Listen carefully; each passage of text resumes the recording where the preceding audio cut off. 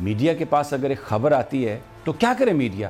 اگر ایک انفارمیشن آتی ہے تو میڈیا اس انفارمیشن کے اوپر بیٹھ جائے یا وہ عوام تک پہنچائے، کیونکہ میڈیا کا تو کام یہی ہے کہ کوئی انفارمیشن آئے گی تو لوگوں تک جائے گی، اداروں تک جائے گی، اور اس کے بعد جن اداروں کا جو کام ہے وہ اس کے مطابق کام کریں۔ اگر الزام غلط ہے تو آپ اس شخص کو سزا دیں، ایسی سزا دیں کہ آئندہ کوئی غلط الزام کرنے کی جرات نہ کر سکے۔ یہ بات کہ آپ باقی سب یعنی نکل جائیں بیچ میں سے اور میڈیا کو پکڑ کے لتاڑ دو، راجہ عامر عباس، یہ تھا سوال جس پہ آپ بات کر رہے تھے۔ دیکھیے سمیع صاحب، اس ملک کا پرابلم یہی ہے کہ یہاں پہ ریڈ لائنز ڈرا ہی نہیں کرنی دی جا رہی کہ ہر چیز کی، چاہے آپ ڈیموکریسی کی بات کریں، چاہے آپ فریڈم آف سپیچ کی بات کرتے ہیں، آپ جب آئین کو کھولتے ہیں تو آپ آرٹیکل 9 کی بات کرتے ہیں، فریڈم آف ایکسپریشن کی بات کرتے ہیں، لیکن اس کے ساتھ انہوں نے کچھ کنڈیشنز لگائی ہیں، کچھ رولز بنائے ہیں کہ اس ریڈ لائن سے آگے آپ کراس نہیں کر سکتے۔ ایک میں آپ کو ایگزامپل دے دیتا ہوں، چلے جی میڈیا بڑا کہہ رہا ہے کہ ہم تو صرف چھاپتے ہیں، کیا آپ کے پاس وہ پیرس میں جس نے کارٹون بنایا تھا حضرت محمد صلی اللہ علیہ وسلم کے شان کے خلاف، کیا میڈیا کو اجازت ہے کہ اس کو چھاپ دے؟ وہ سوال ہی پیدا نہیں ہوتا۔ وہ تو ذاتی اظہار نہیں ہے۔ کیا میڈیا کو اجازت ہے کہ یہاں پہ کوئی شخص ایک بک لکھتا ہے اور اس بک میں وہ پاکستان آرمی کے خلاف یا ایک ایسے میں جو موجودہ سینسٹیو ایشوز ہیں اس کی ایسی زبان میں لکھتا ہے کہ جو کہ دشمن کی زبان ہے؟ کیا میڈیا کو اجازت ہوگی کہ وہ اس کو چھاپ دے؟ نہیں ہے۔ یہ وہ ریڈ لائن یہاں پر ایک سوال ہے جہاں پہ ریڈ لائن ہے۔ سب سے پہلی تو بات یہ ہے کہ جہاں تک نبی پاک محمد مصطفیٰ صلی اللہ علیہ وسلم کی ذات کا تعلق ہے، وہ آپ اس جگہ پر اس کی آپ مثال دے ہی نہیں سکتے۔ ان کی جو ذات ہے، قانون کی مثال دے رہا ہوں، ہمارے قانون میں ہے، میں قانون کی بات کرتا ہوں۔ کوئی بھی قانون ایسا نہیں ہے جو اس بات کی اجازت دے، اور نہ کوئی مسلمان اس قانون کو مانتا ہے، وہ حقیقت پر مبنی ہو ہی نہیں سکتا۔ اب آ جاتے ہیں دوسری بات پر۔ آپ کہہ رہے ہیں کہ جی کوئی اگر کتاب لکھتا ہے پاکستانی اداروں کے بارے میں تو بھائی اس کو اگر میڈیا نہ چھاپے، وہ کتاب بھی موجود ہے، نیٹ پہ بھی موجود ہے، وہ بندہ بھی سر عام پھر رہا ہے، لیکن میڈیا نہ چھاپے، یہ منافقت ہے۔ راجہ عامر عباس، معافی چاہتا ہوں، یہ منافقت ہے۔ سوال یہ ہے کہ جن اداروں کے بارے میں بات کی جاتی ہے، کوئی بھی ادارہ ہو، چاہے وہ عدلیہ ہو، چاہے وہ پاکستان کے سیکورٹی فورسز ہوں، چاہے پارلیمنٹ ہو، کوئی بھی ہو، اگر وہ ادارے خود اس کو ٹالریٹ کریں، اس کو کچھ نہ کہیں، اور آپ صرف یہ پابندی میڈیا پہ لگا دیں کہ آپ نے یہ بات نہیں کرنی، یہ کون سا قانون ہے؟ میں آپ کو ایک سمپل سی اس کی لاجک دے دیتا ہوں۔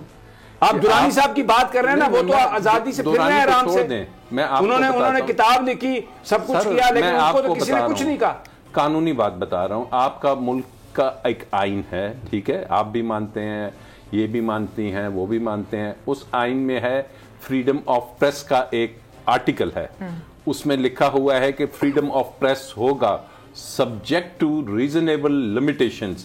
اب وہ ریزنیبل لمیٹیشنز اور چیکس جو ان سے ہیں، اگر ہم ان کو تمام کو اٹھا دیتے ہیں تو دین دس از ناٹ کہ آپ جو ہے کہ اسٹیٹ کے خلاف چل رہے ہیں، جو باتیں کر رہے ہیں، تو یہ چیکس ہونے چاہیے۔ اب وہ ریزنیبل، اس پوری کہانی میں چیکس کہاں پر اٹھے ہیں مجھے یہ بتا دیں۔ دیکھیے، اگر یہ واقعی ایک ایسی سٹوری ہے کہ چلو وہ میاں نواز شریف کو فائدہ نہیں پہنچانے کے لیے تھی، وہ کسی اور کو، وہ بلکہ آئی اس لیے تھی کہ اس ملک کی عدلیہ کا وقار اس کو ریڈیکیول کیا جائے، تو پھر اس چیز میں میڈیا کو بھی بڑی حد تک سینسیبلی دیکھنا ہے اور اس لمٹ سے آگے نہیں جانا ہے کہ جو چیز بھی آتی ہے اس کو ایز اٹ از فائدہ اخبار میں لے جائیں۔ اور الٹیمیٹلی اگر عدالتوں کا نقصان ہو رہا ہے، ہمارے اداروں کا نقصان ہو رہا ہے، تو یہ پریس کی، میڈیا کی رسپانسبلٹی ہے کہ وہ بھی اس میں اپنا ایک ایسا رول پلے کریں کہ اس ملک کے جو ادارے ہیں ان کی اچھا جی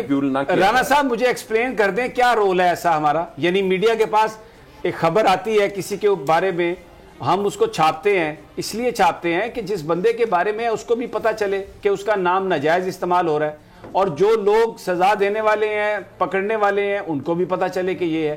اب اگر ایک سابق چیف جسٹس کے بارے میں اتنے بڑے الزامات لگائے گئے ہیں، عدلیہ کو نقصان پہنچانے کے لیے، ساکھ کو نقصان پہنچانے کے لیے، احتساب کے عمل کو داغدار کرنے کے لیے، تو کیا یہ پاکستان کے اداروں کا، پاکستان کی عدلیہ کا کام نہیں ہے کہ ان لوگوں کو جو یہ اس طرح سے کہہ کے لگاتے پھر رہے ہیں، جو یہ کہتے ہیں کہ شاید ہم ہوش میں نہیں تھے جس وقت الزام لگائے، کہ وہ اس وقت جیل کے اندر ہوتے، بجائے اس کے کہ جس میڈیا نے اس کو ایکسپوز کیا، اس پوری کہانی کو سامنے لے کے آئے کہ this is what is being planned, آپ اس میڈیا کا منہ بند کرائیں اور وہ جو لوگ ہیں وہ پھرتے رہیں آزادی سے، بالکل کوئی ہاتھ نہ انہیں لگا سکے. رانا صاحب.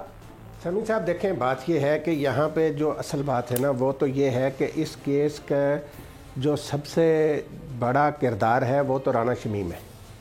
اس میں تو کوئی شک نہیں کہ رانا شمیم صاحب نے ہی یہ واردات کی اور انہوں نے ہی عدلیہ پر حملہ کیا.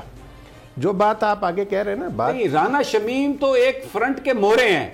یہ بات یہ شریف خاندان کی سازش ہے. نہیں، آپ بالکل صحیح کہہ رہے ہیں، ہمیں نظر آ رہا ہے. تو اگر کہیں پیچھے سے کوئی ان کے ساتھ رابطے میں ہے، ان کے ساتھ بات چیت کر رہا ہے، تو پھر ان کو کون سزا دے گا اس ساری کہانی کو؟ میرا سوال یہ ہے. سمیع صاحب، بات یہی ہے جو میں بات کر رہا ہوں، جو آپ نے شروع میں بات کی ہے نا، میں اسی طرف آ رہا ہوں کہ ہونا تو یہ چاہیے کہ یہ لوگ جو ہے نا، دیکھیں پھر وہ ماضی کا قصہ آ جاتا ہے، لیکن وہ دہرانی پڑتی ہے بات یہاں پر کہ یہ جو آپ کے قائد حزب اختلاف ہیں، یہ لاہور ہائی کورٹ کے جج صاحب کو فون کر رہے تھے کہ فلاں بندے کا یہ کر دیں، ایسے کر دیں، تو اس پہ جج تو فارغ ہو گئے، لیکن وہ 3 دفعہ چیف منسٹر بھی بن گئے اور وہ آج قائد حزب اختلاف بھی ہیں. آئین کا آرٹیکل 62-63 جو ہے وہ میاں شہباز شریف پر لاگو کیوں نہیں ہوتا؟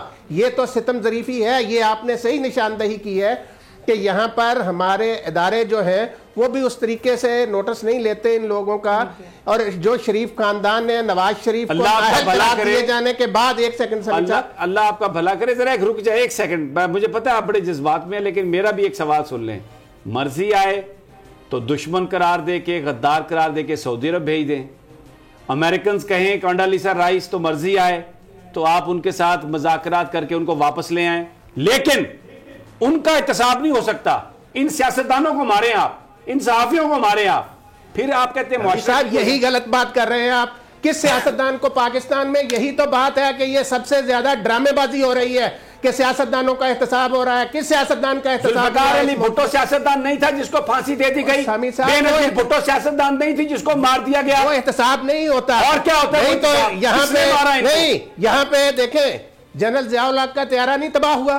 یہ بات جو ہے کہ جنرل ضیاء الحق کا تباہ تو انہوں نے تباہ کیا نا، نہیں تو بے نظیر کر رہے تھے. یہ سمیع صاحب دیکھیں، یہ جو احتساب کس وقت آپ دیکھیں، آپ غلط طرف جا رہے ہیں. یہ اس وقت بات احتساب کی ہو رہی ہے. بھٹو کی پھانسی کا احتساب سے کوئی تعلق نہیں تھا. احتساب کی جو بات ہے، یہ جو ملک لوٹنے والے لوگ ہیں ان کے حوالے سے جو کہتے ہیں کہ صرف سیاستدانوں کا احتساب ہوتا ہے، کیا آج تک اس ملک میں احتساب ہوا ہے سیاستدانوں کا؟ ہمیشہ سے پھر وہی چہرے آ جاتے ہیں اور آ کے ڈرامے بازی ہوتی ہے نا. یہ گاٹ جوڑا ہے جس کی وجہ سے وہی چہرے آ جاتے ہیں. وہ چہرے آتے ہیں ایسے سوال تو یہی ہے. رانا صاحب ایک سیکنڈ. احتساب بیورو بنائی گئی. یہ نیب آرڈیننس جو تھا، یہ ان کے مشرف صاحب کے زمانے میں یہ کتابیں لکھی ہوئی ہیں کہ جس وقت پکڑا گیا، جن لوگوں کو پکڑا گیا ان کی پیٹریاٹ بن گئی. وہ سیاستدانوں نے خود بنایا تھا. وہ کس نے بنایا تھا؟ کیا ان میں سے کسی کو سزا ہوئی؟ راجہ عامر عباس، آئی سیک یور انٹرونشن. دیکھیے، بنیاد سیاستدانوں نے رکھی. جب احتساب کمیشن بنا، سیف الرحمان کو بنایا گیا. یہ وہاں سے شروع ہوا سلسلہ. پھر جب نیب کا آرڈیننس آ گیا 99 کا، تو اسی کو چینج کر کے انہوں نے ادھر یہ بنا دیا.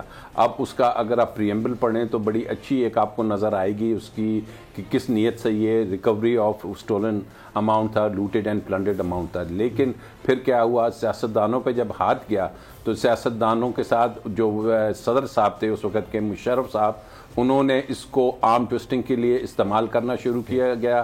اور جب اس میں یہ نہیں کہتا کہ سیاستدان اس میں قصوروار ہیں، اس میں وہ اس وقت کی جوڈیشری، اس وقت کے جو پاور میں لوگ بیٹھے تھے، افتخار چودھری صاحب نے یہ حق دیا، اختیار دیا جناب پرویز مشرف صاحب کو کہ آپ 3 سال تک آئین میں بھی جو ترمیم کرنا چاہتے ہیں آپ کر لیں. ڈائلیما یہ ہے. اور یہ جو احتساب کی آپ بات کر رہے ہیں، یہ جب لال قلعے میں بند، ادھر اٹک قلعے میں بند تھے نواز شریف صاحب، تو ان کو معافی دی جاتی ہے کس چیز کی؟